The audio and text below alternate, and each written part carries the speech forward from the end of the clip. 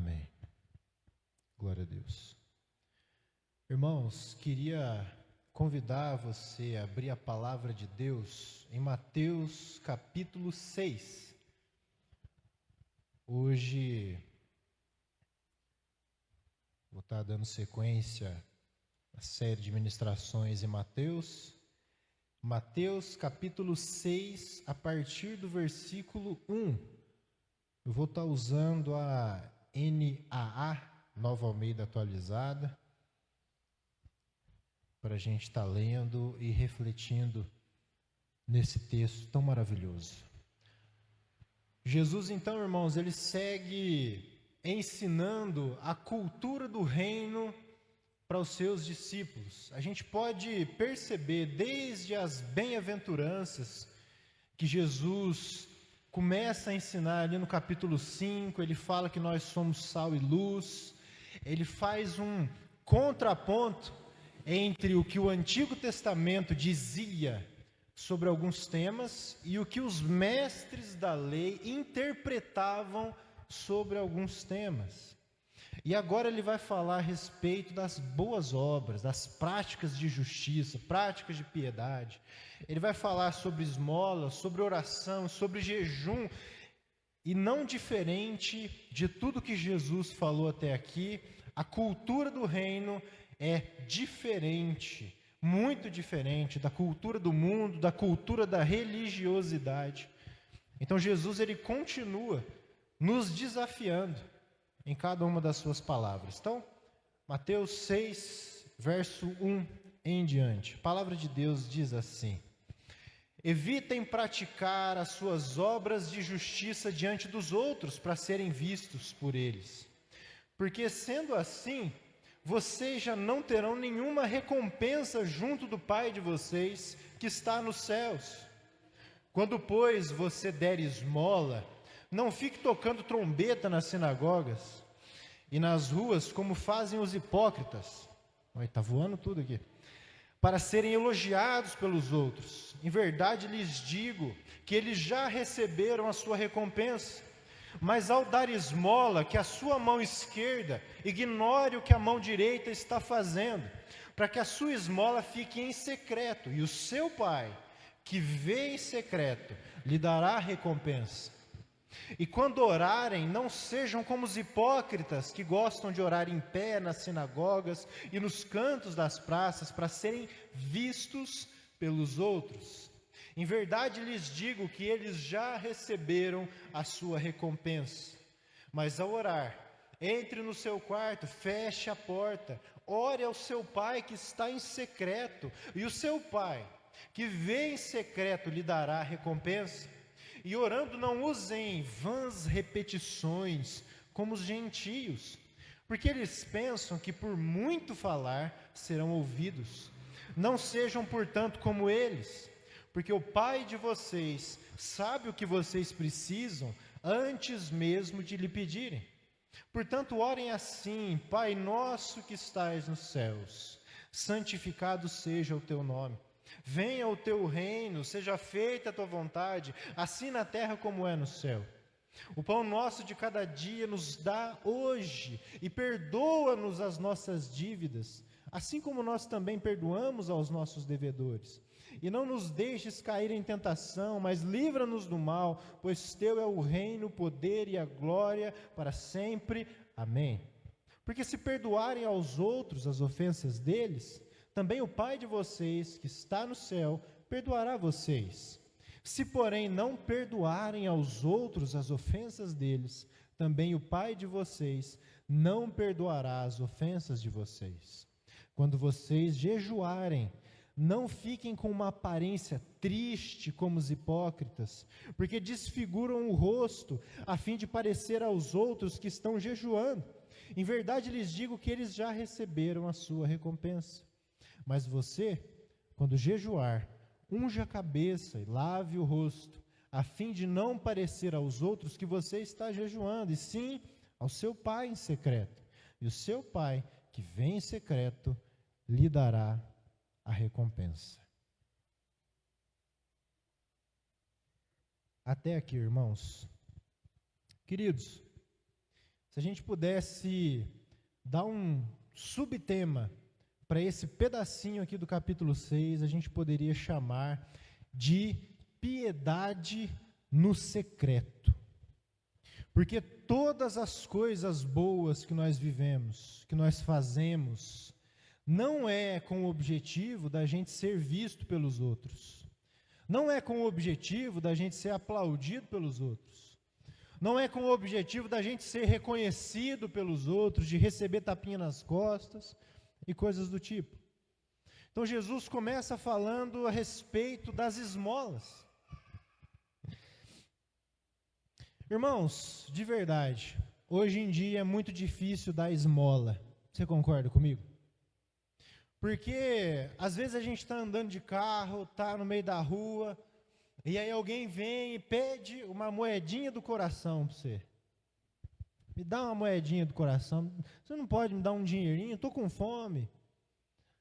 Mas aí, se você já conhece aquela pessoa, você sabe que esse dinheirinho que você vai dar para ela é para sustentar um vício. Geralmente as pessoas pedem dinheiro para comprar pinga, para comprar droga e coisas do tipo.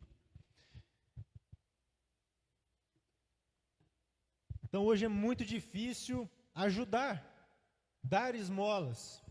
Chega num ponto que parece que a gente não tem vontade de ajudar mais ninguém, de dar dinheiro para ninguém, porque a gente sempre fica com um pé atrás do que a pessoa vai fazer com aquela esmola.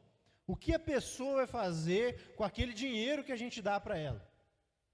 E não é esse o objetivo de Jesus, é claro. Quando Jesus fala sobre boas obras e esmolas e ajudar os necessitados, Ele não está falando, não está nos instruindo a sustentar o vício de alguém. Portanto, não fique preocupado quando você não dá uma moedinha para alguém, que muito provavelmente vai comprar droga, vai comprar bebida e coisas afim. Você não precisa se sentir menos espiritual por isso, mas você pode fazer isso com a consciência tranquila, sabendo que hoje essas pessoas têm os meios necessários, os recursos necessários para se tratar, para tomar um banho, para comer uma comida, que eles não querem, muitas vezes, ir para esses lugares. E tem muitas pessoas que já têm pesquisado sobre isso, sobre os andarilhos, o quanto que a ajuda financeira mais atrapalha do que abençoa essas pessoas. Então, irmãos, apenas essa observação sobre as esmolas. Você não é menos espiritual quando você não dá uma moeda para quem te pede. Amém? A gente tem que entender a nossa realidade social para que então a gente possa obedecer a palavra de Deus. Mas fato é, irmãos, que nós conhecemos muitas pessoas que precisam. Muitas vezes nós conhecemos pessoas que precisam de roupas, nós doamos roupas. Nós conhecemos pessoas que precisam de alimento, nós doamos alimento. Nós conhecemos pessoas que têm uma necessidade, talvez de uma carona, talvez de você pagar um exame médico para ela. São várias as formas da gente abençoar uma pessoa financeiramente. Mas fala a verdade, irmãos. A vontade de ser reconhecida, a vontade da gente contar para os outros as coisas boas que a gente faz é grande, não é? A vontade da gente tomar um tapinha nas costas é muito grande.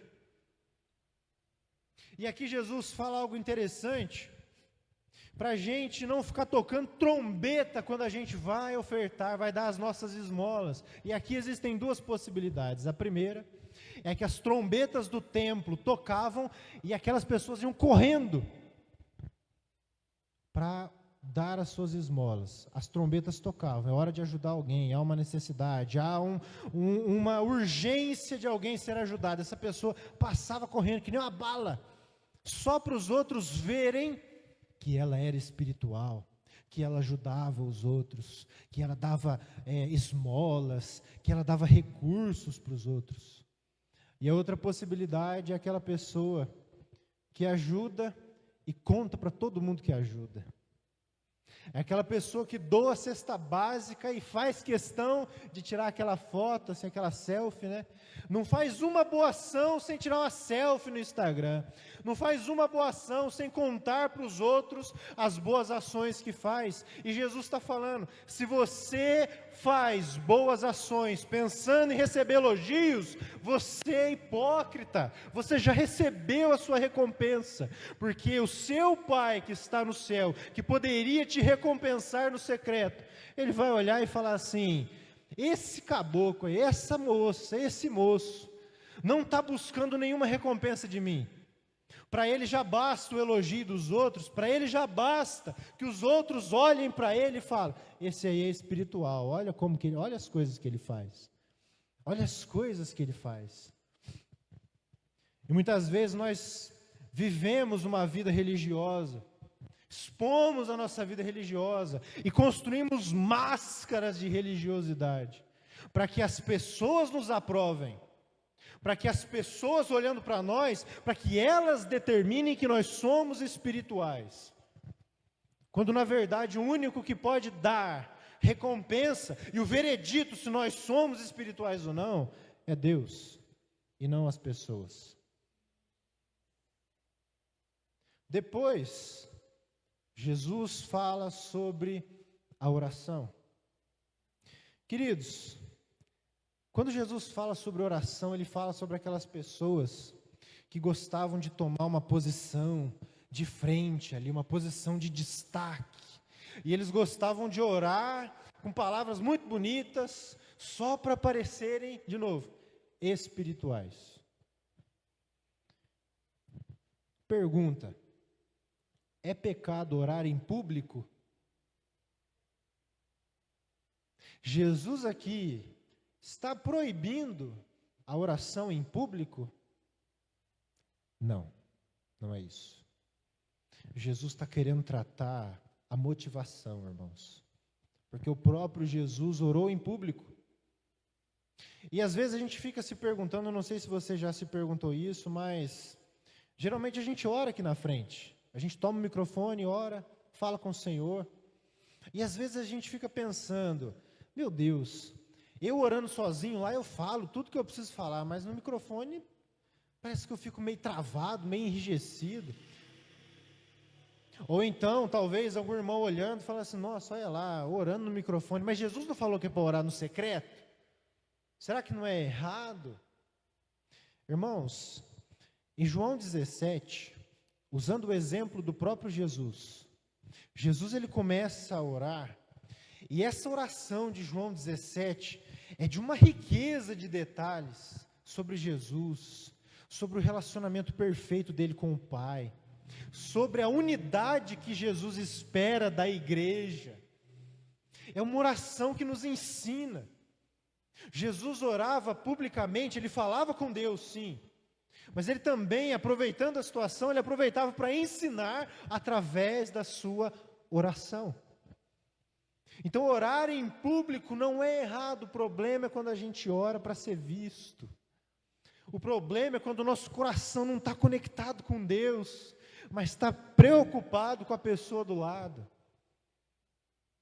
E mais, irmãos, vai ter um bichinho aqui. E mais, irmãos, talvez, você não ore no microfone, não ore em público, mas você conhece alguém que faz questão de contar quanto tempo ora? Ou que faz questão de ficar falando da sua vida com Deus, de oração, de se gabar muitas vezes do quanto ora, do quanto faz isso e aquilo? Qual é o objetivo dessa oração? Ou então, como Jesus fala aqui, não usar palavras vãs. De verdade, irmãos, você já orou falando qualquer coisa porque você tinha que orar? Eu já fiz isso. Eu tenho que orar. Então, Senhor, meu Deus, obrigado, não sei o que lá. E a gente fala um monte de coisa, a nossa oração é até bonitinha, mas o coração não está conectado com o Senhor. A nossa oração é cheia de palavras vãs, como Jesus fala. Mas o nosso íntimo, o nosso foco não está no Senhor, a gente está fazendo por obrigação.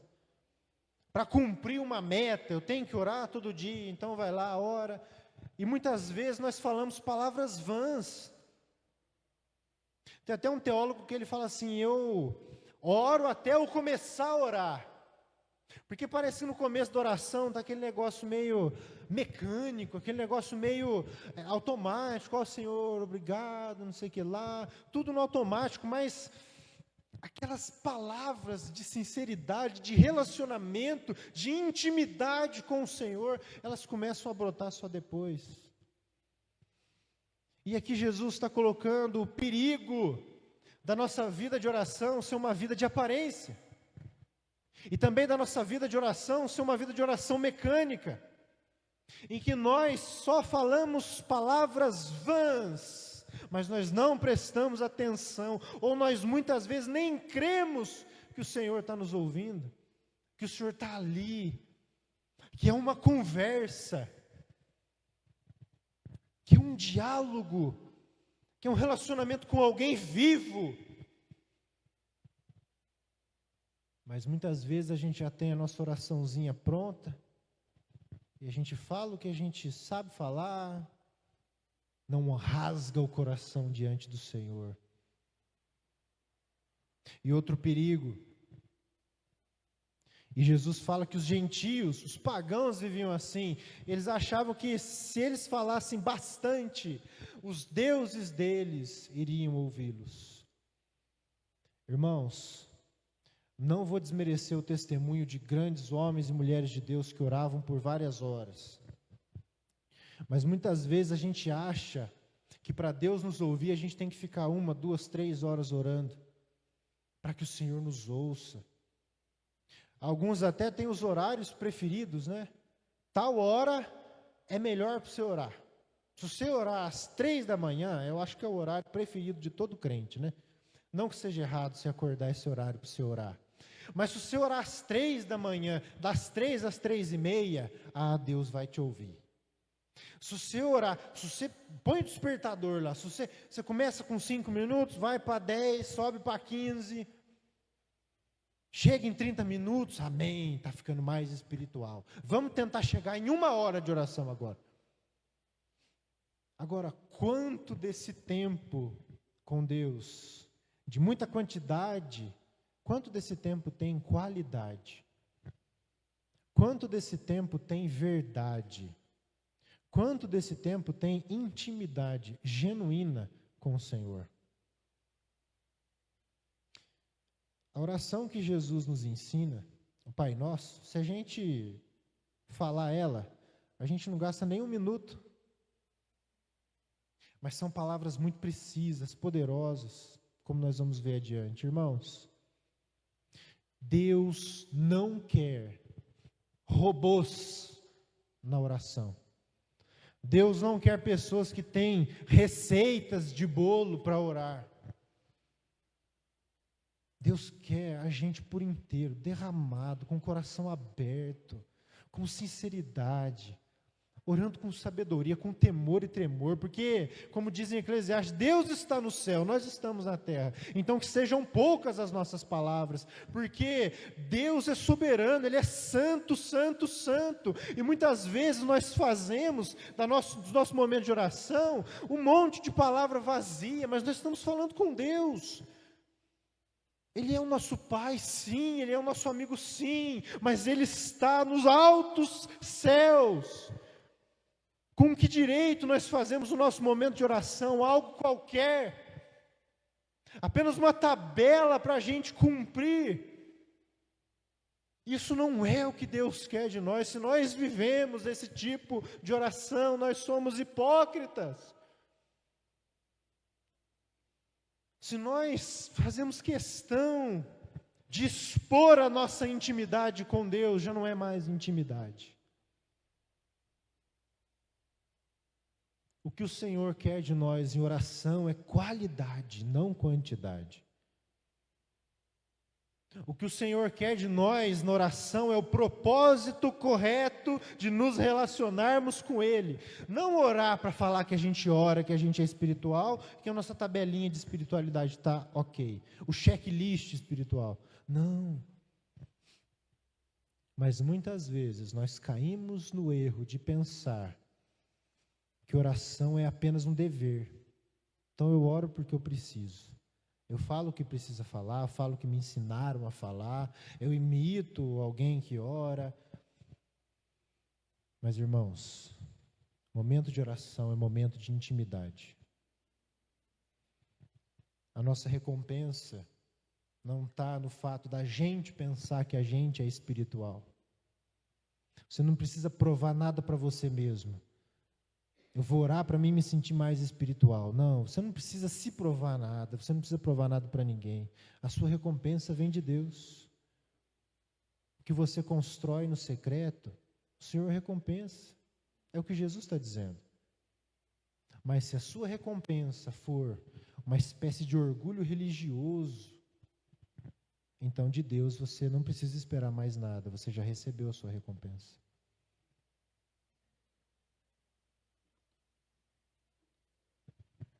Então Jesus nos ensina a orar com propósito. O texto diz, vamos ler de novo, versículo 9. Portanto, orem assim, a partir do versículo 9. Pai nosso que estás no céu, santificado seja o teu nome. Irmãos, Deus, Ele pode se tornar mais santo do que Ele já é? Deus já é santo, santo, santo. Repetir isso 3 vezes é ênfase, ou seja, Deus é enfaticamente santo.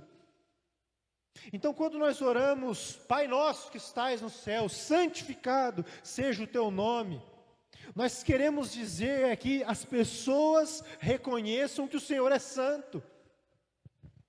Agora uma pergunta, como que as pessoas reconhecem que Deus é santo? Como que as pessoas conhecem um Deus que é santo? Através de filhos que andam em santidade.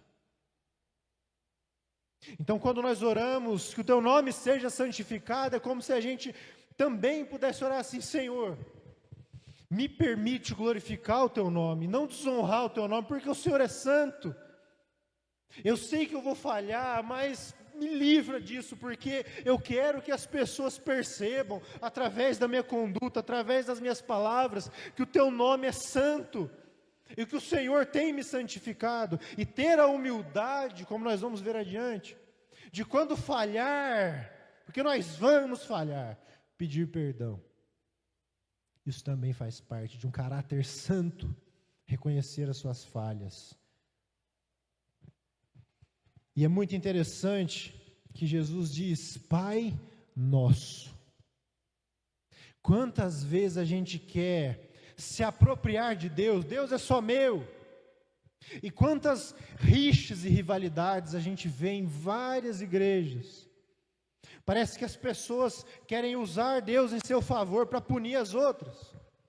Parece que as pessoas acham que Deus é o papaizinho querido delas, e elas são tão mimadas, que quando acontece alguma outra coisa, elas, meu Deus, pune o fulano, pune o ciclano, a minha vitória tem sabor de mel. Quem te viu passar na prova e não te ajudou, quando vê você na bênção, vai se arrepender. Tem um louvor que fala isso aí. Olha que besteira. Ninguém tem que se arrepender de nada, não, irmãos. Quem tem que se arrepender é nós, que é vergonha na cara. Parar de querer, papai, pega ele. Nosso pai, o pai é nosso. Que pai em sã consciência, que tem mais de um filho, em uma briga entre os 2 filhos, vai dar razão para um só? Quem é pai sabe, quantas vezes os filhos não brigam, mas foi ele que começou, não interessa. Os 2, pede desculpa um para o outro. O pai é nosso, o pai não é só meu. O pai não é exclusivo meu. Eu não posso me sentir um filhinho mimado por Deus. Nós vivemos em uma comunidade. Todos nós somos filhos. Nós não podemos usar o nome de Deus para abençoar as nossas rivalidades, para abençoar as nossas rixinhas ridículas, para entoar louvores que não são louvores, mas que mais exaltam o ser humano do que exaltam o Senhor. O Pai é nosso, e se tem problema, vamos resolver, porque o Pai não é só de um, o Pai é nosso. Versículo 10, venha o teu reino, seja feita a tua vontade, assim na terra como no céu. E esse é outro trecho que a gente gosta muito, a gente gosta de cantar, né?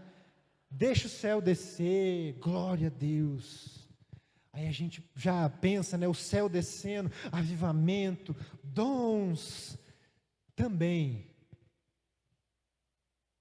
Domingo a gente teve o privilégio de cantar o louvor Pai Nosso.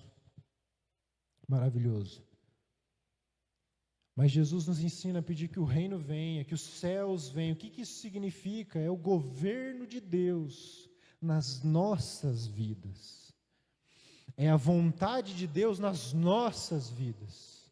A vontade de Deus é que nós sejamos santos, é que a gente não minta, é que a gente não se deixe vencer pela preguiça, é que a gente não seja imoral sexualmente falando. A vontade de Deus é que a gente tenha intimidade com Deus. A vontade de Deus é que a gente reconheça que a salvação vem dele e não vem de nós. A vontade de Deus é que a gente seja honesto. A vontade de Deus é que nós sejamos santos. Então, se a gente diz, venha o teu reino, seja feita a tua vontade, a gente está falando, meu Deus, eu quero te obedecer, eu quero obedecer os teus princípios, eu quero obedecer a tua palavra, eu quero agradar ao Senhor, eu quero que a tua vontade seja feita na minha vida. Não deixa que a minha vontade tome raiz no meu coração, mas deixa que eu viva a tua vontade, não a minha. Deixa que eu viva os teus sonhos, não os meus, os teus planos, não os meus, os teus sonhos, não os meus. Venha o teu reino, é o Senhor quem governa, não sou eu. Isso diz respeito a toda a nossa vida, porque quantas vezes nós sabemos o que é certo, nós sabemos o que a palavra instrui, mas nós somos teimosos.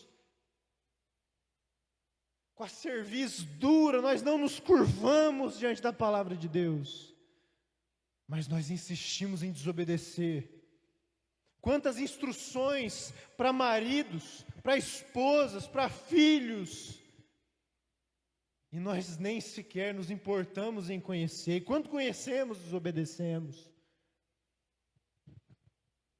Mas quando a gente entende que o reino é dele, que ele é o rei, nós não somos o rei da nossa própria vida. Nós não somos como Herodes, que não aceitava um outro rei além dele, tentou matar Jesus, tentou sufocar a vinda do Messias. Nós não somos como Herodes, não mais, não podemos.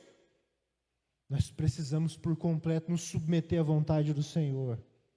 E se há alguma dificuldade nisso, essa oração nos ensina, nós precisamos pedir isso. Venha o teu reino, faz a tua vontade. Porque naturalmente, pela carne, pelo sistema do mundo, ninguém quer fazer a vontade de Deus. A carne não quer fazer a vontade de Deus. O sistema não está preocupado em fazer a vontade de Deus. E quantas vezes nós oramos por isso? Quantas vezes nós nos preocupamos com isso? Venha o teu reino, faz a tua vontade, assim na terra como é no céu. Que eu te obedeça, que as pessoas te conheçam, que as pessoas confessem o teu nome, começando por mim. Começando por mim. Versículo 11, o pão nosso de cada dia nos dá hoje. Quantas vezes nós pensamos, nós olhamos para tudo aquilo que a gente conquistou, a casa, talvez, o carro, talvez a gente olha, principalmente a gente que é homem, né? E a gente provê no nosso lar, a gente põe comida na casa, a gente fica feliz, glória a Deus por isso. Mas quem nos dá o pão é Deus. Quem é o nosso provedor é Deus. Nós só podemos prover na nossa casa, nós só podemos ter na nossa mesa, porque Deus provê sobre nós. Se Ele simplesmente retirar o sopro de vida que há em nós, acabou. A saúde não é nossa, o emprego não é nosso, não importa se você trabalha registrado, se você é autônomo, não importa, nada é nosso. Se amanhã ou depois a gente parte dessa vida, o que fica? Se de repente eu e meu pai, a gente partir, a serralheria vai ficar lá. os ferros vai ficar lá, os portão vai ficar lá. Vai ficar para quem? Nós não vai levar portão depois que nós morrer, nós não vai levar ferro depois que nós morrer. Vai ficar lá. Oficina, o trabalho, os recursos, os clientes, tudo lá. Nada é nosso. Então nós, humildemente, sempre reconhecemos o Senhor. Nos sustenta, nos dá a provisão, nos dá o que nós precisamos, porque sim, nós temos responsabilidade, sim, nós buscamos, sim, nós corremos atrás, mas quem dá o pão de cada dia é o Senhor.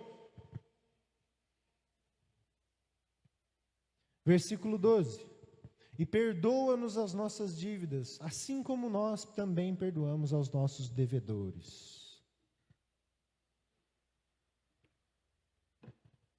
A palavra dívida, para o judeu, e alguns sermões atrás, nós já falamos que o Evangelho de Mateus foi escrito para judeus que haviam se convertido ao cristianismo. Então, a palavra dívida, ela traz a ideia de pecado. Então, o que Jesus está ensinando é a gente pedir perdão pelos nossos pecados.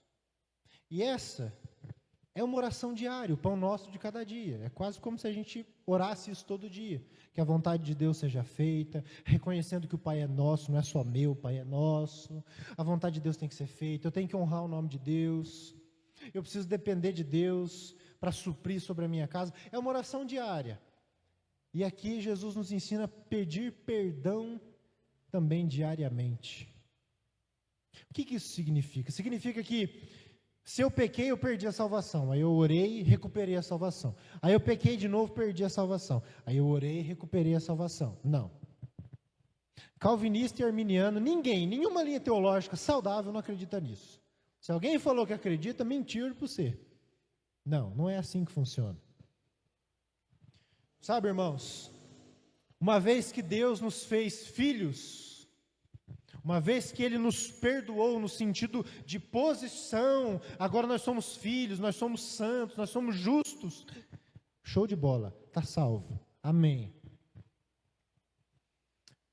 Mas sabe quando o filho desobedece o pai? Ele deixa de ser filho? Não. Se o seu filho... Quem aqui é pai e mãe, irmãos? Por favor, me ajuda aí. Beleza. Seus filhos já desobedeceram vocês? Não? Glória a Deus. Nascer em berço crente, né? É diferente. Até pensa em desobedecer, mas, né? Sabe que o negócio é correção. Mas quando o filho desobedece um pai, sogrinha, quando a Karen te desobedecia, ela deixava de ser sua filha? Não. Mas o relacionamento criava um atrito, não é? O relacionamento ficava abalado, desajustado. Então ela ia lá e pedia perdão. Mãe, me desculpa, eu errei, eu não vou fazer de novo, e às vezes fazia de novo. Mas o perdão que Jesus nos ensina a pedir é um perdão no sentido de relacionamento. Nós não deixamos de ser filhos de Deus. Uma coisa é a apostasia, né? Uma coisa é você sumir da vida com Cristo, não quer mais nada, vão na bagunceira mesmo. Isso aí é apostasia, beleza. Aí dá para a gente conversar. Mas agora, os nossos deslizes diários, nossos pecados contra Deus diários, que mexem sim com o nosso relacionamento com o Senhor, Jesus nos ensina, peçam perdão. Senhor, nos perdoa.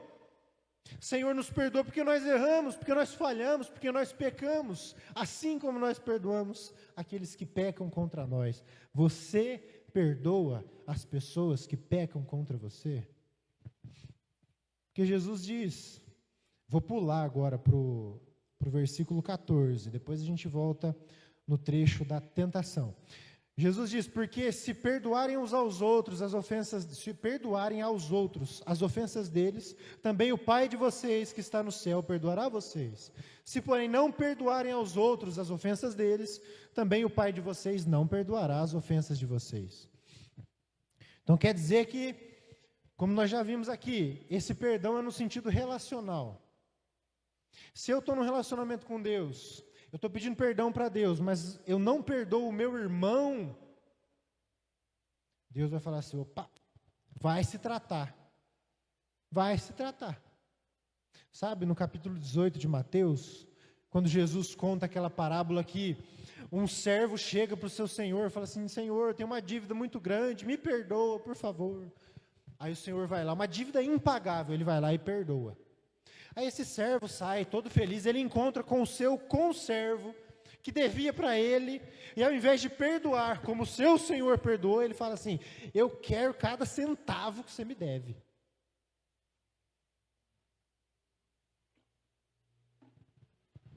Quero cada centavo que você me deve. E aí, o senhor fica sabendo disso, chama o servo lá e fala assim: ó, eu te perdoei, por que você não perdoou o outro? Agora você vai se virar, vai ser preso, vai se virar para pagar tudo que você me deve. É uma parábola pesada, né? Tem uma frase do Donald Carson, ele diz assim: o espírito humano, tá? O espírito incapaz de perdoar dá forte testemunho de que nunca se arrependeu. Vou ler de novo. O espírito incapaz de perdoar dá forte testemunho de que nunca se arrependeu. Quem verdadeiramente foi perdoado pelo Senhor sabe o valor do perdão. Quem realmente foi perdoado, olhando para nós, para a nossa vida, de muita hipocrisia, de muita desobediência, de muitas vezes não reconhecermos que nós somos pobres em espírito, de muita rebeldia contra Deus, o Senhor nos perdoou. O Senhor nos salvou, o Senhor nos deu uma vida e vida em abundância, e nós não merecíamos, mas quando nós nos arrependemos, o Senhor nos perdoou. Então, se a gente dá trabalho para Deus, Deus nos perdoa, porque a gente não vai perdoar quem nos dá trabalho também? Quantas vezes eu falho com o Senhor, e o Senhor me perdoa? Aí chega no meu relacionamento, é um exemplo, tá, irmãos? É um exemplo, por favor. Aí chega no meu relacionamento com a minha esposa peca contra mim e eu não perdoo ela. Mas o meu noivo me perdoou, o Senhor Jesus me perdoou. Quem sou eu para não liberar perdão para o meu próximo quando ele se arrepende? Nós desfrutamos da graça, mas muitas vezes nós retemos a graça e não conseguimos liberar o perdão que nós recebemos, se é que nós recebemos. De novo, o espírito incapaz de perdoar dá forte testemunho de que nunca se arrependeu. Nós precisamos nos atentar a isso. Versículo 13. E não nos deixes cair em tentação, mas livra-nos do mal, pois teu é o reino, o poder e a glória para sempre. Amém. Irmãos, eu não sei vocês,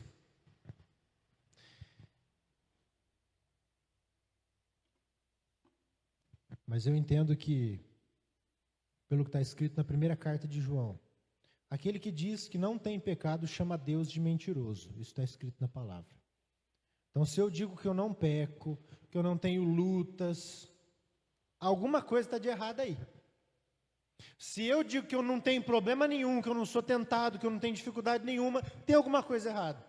Porque se a palavra diz que aquele que diz que não tem pecado chama Deus de mentiroso, então se eu digo eu não tenho pecado, eu não peco, então eu estou chamando Deus de mentiroso. Porque toda a palavra mostra o quão falhos nós somos, os frutos da carne, as nossas desobediências, o engano do nosso coração. Então, se a palavra diz, eu fico com a palavra. Então, todos nós somos tentados todos os dias. E parece que pecado é pecado, mas cada um tem uma área de dificuldade diferente, não é verdade? Cada um tem, a minha área de dificuldade pode não ser a sua, mas eu sou tentado todos os dias. Talvez você seja tentado todos os dias também. E muitas pessoas, nesse processo de tentação, não sabem lidar com o que está acontecendo. Tem suportado um peso tão grande, chega num ponto, elas sucumbem ao pecado. E Jesus nos ensina a orar: não nos deixe cair em tentações, mas livra-nos do mal.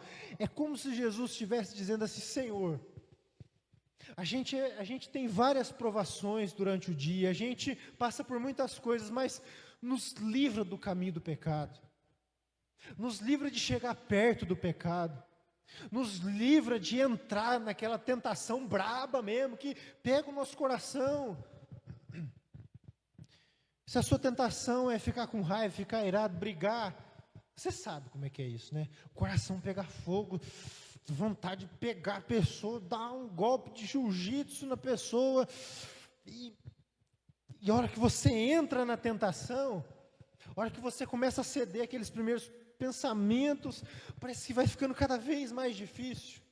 E Jesus nos ensina a orar: Senhor, não nos deixa entrar nesse estágio em que a tentação nos agarra e fica cada vez mais difícil. Nos livra disso, nos leva, Senhor, a um caminho mais excelente, a estar mais próximo da justiça do que do pecado. Nos leva até mais próximo de te obedecer do que de te desobedecer. Faz com que a nossa mente esteja voltada para o Senhor e não para o pecado. O que Jesus está nos ensinando a orar é nos deixar longe do pecado, longe dos pensamentos pecaminosos, longe dos sentimentos pecaminosos, longe das atitudes pecaminosas. Pecado é para passar longe, é para passar longe, não é para a gente pensar assim: até que ponto que eu posso ir? Bom, aqui não é pecado ainda, eu quero ir mais. Até que ponto que eu posso ir avançando? Às vezes a gente se coloca em situações, irmãos, convenhamos, às vezes a gente mesmo se coloca em situações que depois fica difícil de sair. Nós somos mestres nisso. Você sabe que você tem dificuldade com alguma coisa, tem dificuldade com a bebida. Vou passar lá em frente só para ver se a turma está lá. Vou no bar, mas eu vou jogar só sinuca hoje, eu não vou beber. Vai. Olha, tenho um problema com mulher, sou solteiro, eu vou lá no meio da mulherada, lá, só vou conversar, só. Eu quero ver como é que está a praça hoje. Vai. Eu tenho problema com pornografia, mas aquela série lá da televisão tem um monte de cena de nudez, mas eu vou ver. Eu vou ver, e a hora que aparecer eu oro, eu tampo os olhos. Vai sim. Eu tenho problema com ira. Então eu vou chegar naquela pessoa que eu já sei que é sistemática no meu serviço, vou ficar cutucando ela, vou ficar provocando ela, vou dar patada, vou responder ríspido. Vai.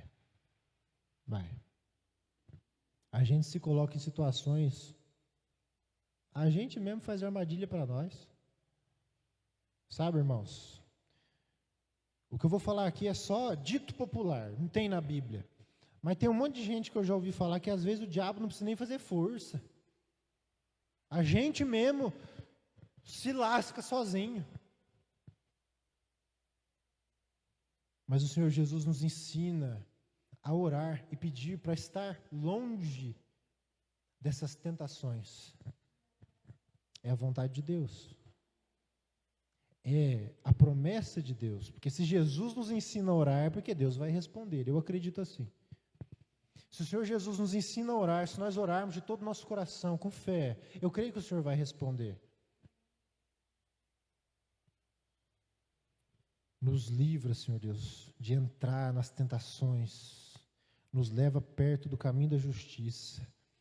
Nos leva perto de olhar para o Senhor, pensar em coisas do alto, viver uma vida de justiça, nem passar perto de coisas que nos levem a pecar contra o nosso Deus. E por último, verso 16 em diante, Jesus vai falar sobre o jejum.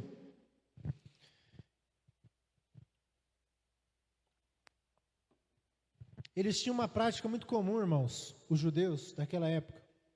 Quando jejuavam, eles colocavam cinzas sobre as cabeças para mostrar para os outros que eles estavam jejuando. A princípio, o propósito não era mostrar para os outros, mas tomou essa proporção. E Jesus fala assim: você está jejuando? põe uma roupa limpa, fica bem e não conta para ninguém. Porque o seu pai que te vê em secreto vai te recompensar. Irmãos, quando eu me converti e eu fui aprender sobre o jejum, às vezes a minha mãe fazia aquela janta maravilhosa, sabe? Um estrogonofe com arroz, batata palha. E aí eu estava de jejum. Minha mãe falava assim, João, vem comer. Eu falava assim, não vou, mãe. Vem comer, menino. Não vou, mãe. Por que você não vai? Não posso falar. Vem comer. Por que você não vai comer? Para com essas loucuras aí, vem aqui.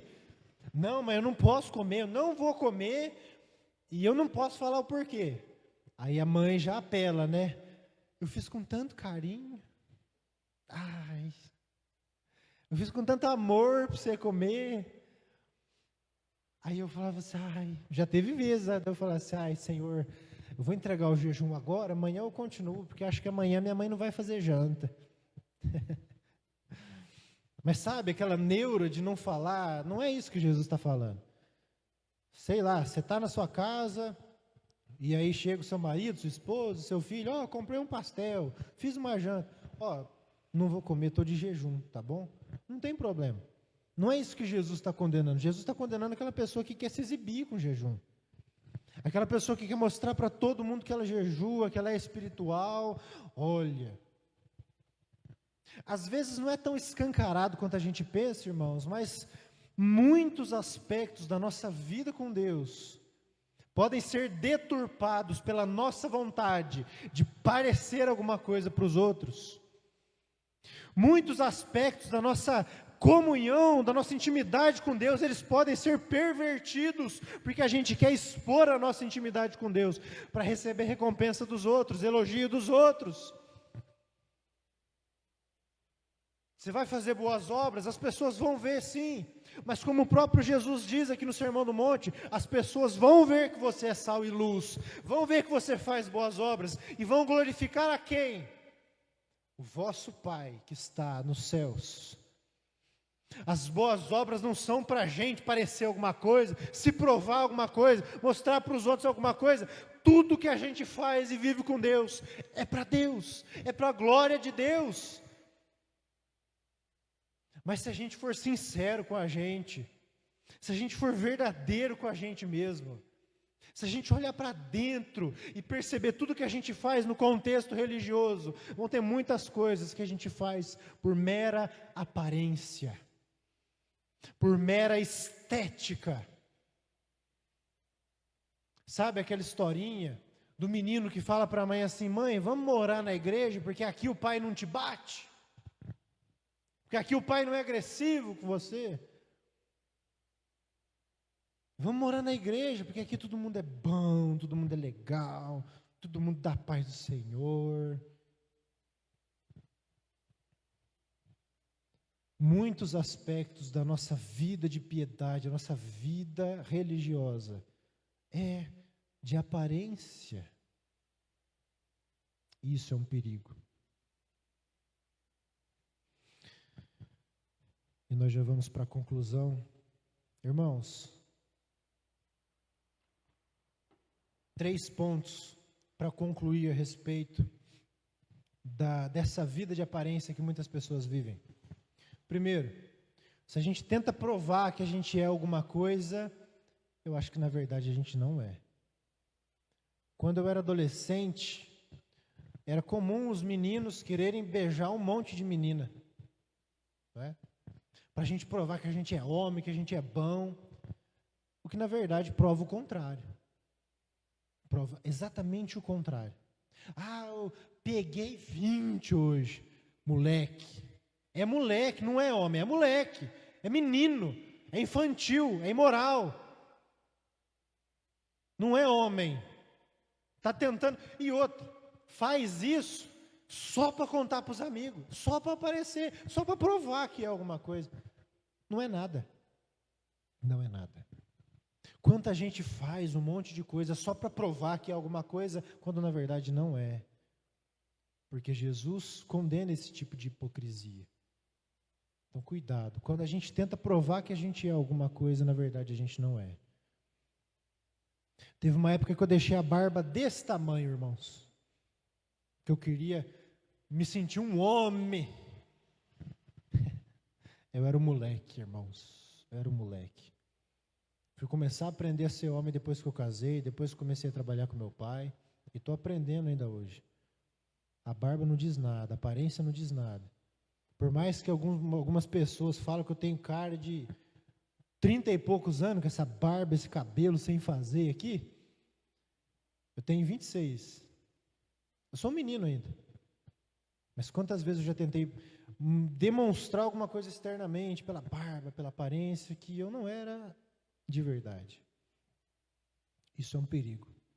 Todas as vezes que nós tentamos provar algo para as outras pessoas, é porque nós talvez não somos o que nós estamos tentando parecer que nós somos. Segundo ponto, intimidade não se expõe. Você tem amigos, você tem a sua intimidade com seus amigos. Tem coisas que você não conta para todo mundo. Segredos. Você está no seu casamento, alguns exemplos você dá, mas tem coisas da intimidade do casamento que você não expõe para os outros. De jeito nenhum. Intimidade é intimidade, não se expõe. Então por que muitas vezes nós expomos a nossa intimidade com Deus? Se é intimidade, a própria palavra já diz, é algo íntimo, é secreto. Secreto não é exposto, secreto não é público. Secreto é secreto. Intimidade é intimidade. Então, da mesma maneira que nós não expomos a nossa intimidade para as pessoas, assim também nós não devemos expor a nossa intimidade com Deus, porque aí deixa de ser intimidade. A recompensa se esvai da parte de Deus. E toda e qualquer recompensa, tapinha nas costas e qualquer outra coisa, vem das pessoas. O que é uma recompensa muito inferior, se comparada à recompensa que vem do Senhor, quando Ele voltar para buscar a sua igreja. Terceiro ponto, fazer e esperar dos outros é muitas vezes não crer em Deus. Porque se a palavra de Deus diz que sem fé é impossível agradar a Deus, porque aquele que se aproxima de Deus precisa crer que Deus existe e que é galardoador, recompensador daqueles que o buscam. Ou seja, eu busco a Deus, creio que Ele existe, creio que Ele ouve a minha oração, e se o meu coração estiver alinhado com o dele, Ele vai me responder, Ele vai agir. Mas aí eu oro e depois eu tento fazer por mim mesmo, eu tento compartilhar com o outro e tal, não sei o que lá. Parece que a recompensa de Deus não é suficiente, ou a recompensa de Deus não vai vir. Isso é descrença, isso é falta de fé. E, irmãos, é preciso fé, muita fé, para crer que a nossa recompensa de uma vida com Deus vem do próprio Deus. É preciso fé para a gente não tentar expor, não tentar viver de aparências, não tentar conquistar o elogio dos outros.